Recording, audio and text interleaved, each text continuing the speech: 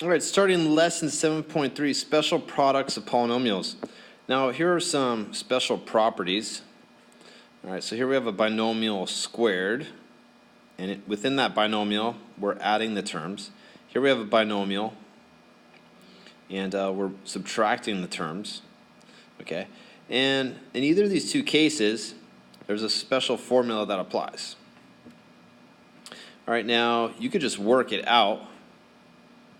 A plus b squared is the same thing as a plus b times a plus b. All right, so you could apply this formula if you like, but if you don't memorize the formula, then just work it out. And that's what I prefer to do.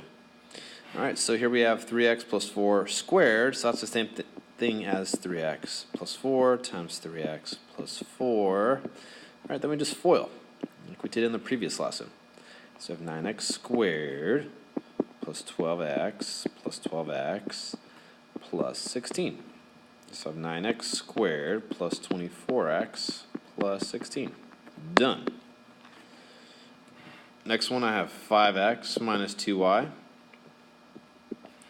times 5x minus 2y. So FOIL, all right, and I get 25x squared minus 10xy minus 10xy plus 4y squared. 25x squared minus 20xy plus 4y squared. All right. Just be careful adding your like terms. All right, for the next one, sum and difference pattern.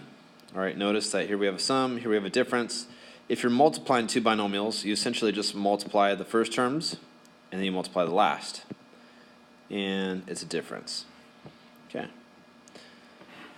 So here I just multiply the first, since I have a positive and a negative, so I get t squared, 5 times 5, 25, and I have minus.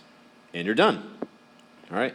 If you didn't recognize that, then just FOIL, and you still get to the same thing.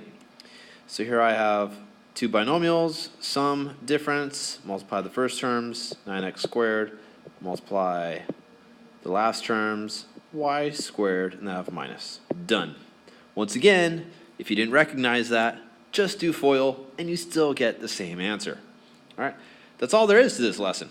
So just get some practice, do the assignment at the bottom of the webpage. Once again, make sure to ask questions if you have any.